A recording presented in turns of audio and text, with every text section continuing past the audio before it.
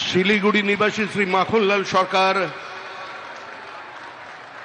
সবরই প্রতীক্ষার মতো দীর্ঘ প্রতীক্ষা।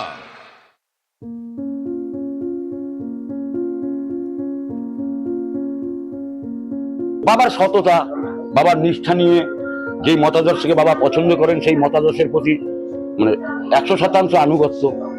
খুব ভালো লাগছে, খুব খুশিতে চোখে জল এসে। শ্যামাপ্রসাদ মুখার্জির ভাষণে অনুপ্রাণিত হয়ে মাত্র 15 বছর বয়সে রাজনীতির ময়দানে পা রাখা। শিলিগুড়ি ডাবগ্রামের বাসিন্দা মাখনলাল সরকার 2 ছেলে আর 1 মেয়েকে নিয়ে অত্যন্ত কষ্টের সংসার। খুব কষ্ট করে সংসার চালাতে হয়েছে তাকে। পেশাগতভাবে বড় কিছু না করলেও নিজের সামান্য জমির ফসলের উপরে নির্ভর করেই চলত তার সংসার। অভাব অনটনের মধ্যেও কখনো আদর্শ থেকে সরে যাননি মাখনবাবু।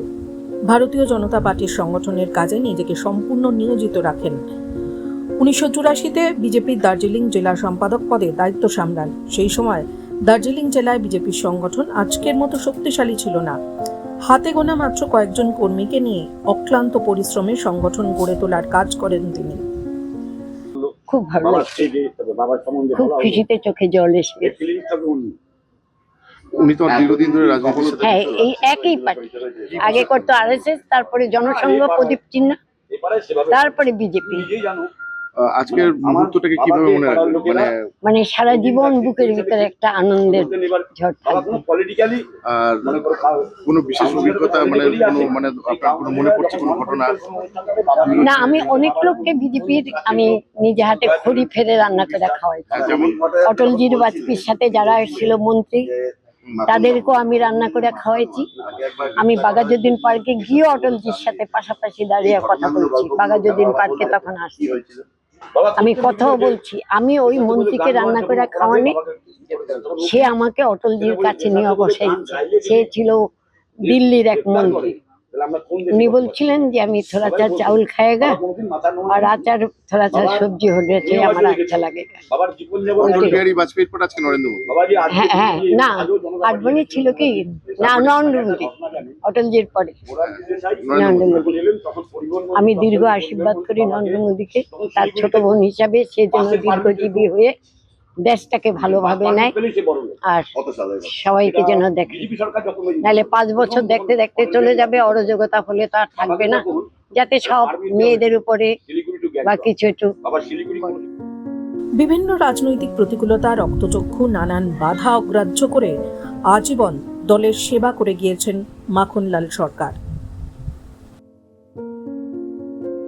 দীর্ঘদিনের নিষ্ঠা আর আত্মত্যাগের মূল্য হিসেবেই আজকের এই স্বীকৃতি বলেই মনে করছেন অনেকে। কিছুদিন আগেই শ্রমিক ভট্টাচার্য তার বাড়িতে গিয়ে খোঁজ খবর নেন। দলের একজন নিবেদিত প্রাণ কর্মীর প্রতি এই সম্মান ও স্বীকৃতি খুব স্বাভাবিকভাবেই আবেগঘন মুহূর্ত তৈরি করে এলাকাবাসীর মধ্যে। বাবা কাল গেছেন, গতকাল। কি অনুভূতি আপনার যখন দেখলেন? অনুভূতিটা কিভাবে ব্যক্ত করি বলুন তো? অনুভূতিটা ব্যক্ত করা যায় না তো, অনুভূতি ব্যক্ত করা যায় না। যখন দেখলেন তখন মন ভরে গেল, চোখে আনন্দাশ্রু এলো।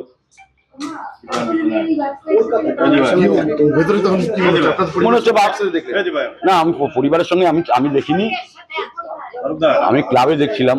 আমার এক বন্ধু ফোন করলেন, বলেন কাকুকে মনে হচ্ছে। আমার টিভি খুললাম, তারপরে দেখলাম।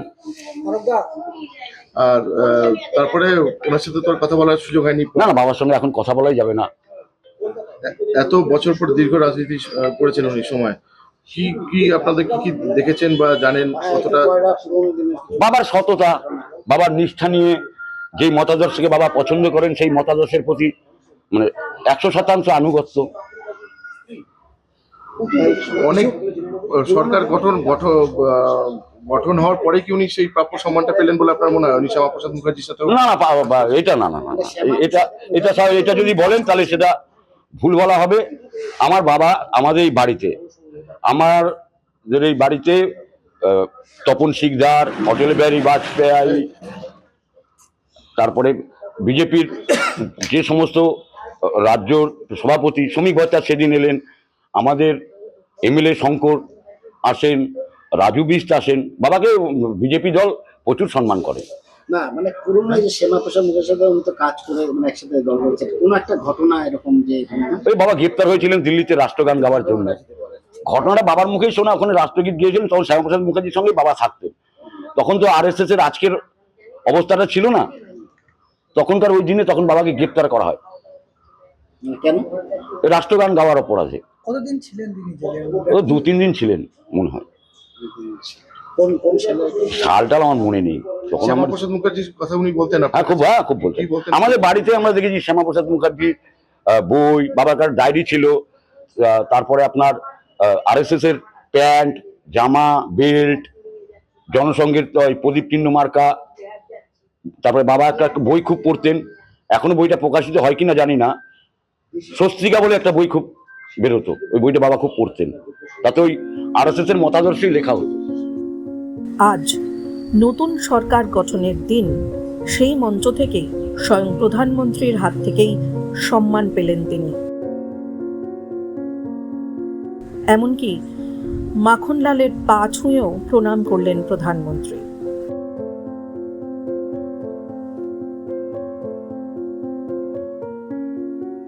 উপস্থিত আছেন শ্রী শ্রমিক ভট্টাচার্য মহাশয়।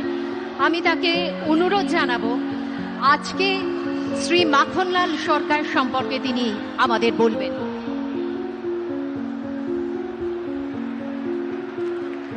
শিলিগুড়ি নিবাসী শ্রী মাখনলাল সরকার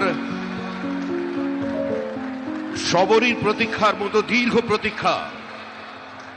ভারত কেশরী ডক্টর শ্যামাপ্রসাদ মুখার্জি, যিনি ভারতের সংবিধান এবং ভারতবর্ষের অখণ্ডতার জন্য এই বাংলায় জন্মগ্রহণ করে নিজের প্রাণ দিয়েছিলেন, যাকে কাশ্মীরের জেলে রহস্যজনকভাবে কার্যত খুন করা হয়েছিল, এবং তার সেই যাত্রা যিনি সহযোগী ছিলেন, সেই মাখনলাল সরকার 97 বছর বয়স হয়েছে তার, তিনিও আজকের দিনে আমাদের এখানে এসে উপস্থিত হয়েছেন। শ্রী মাখনলাল সরকার তারপরে দিল্লিতে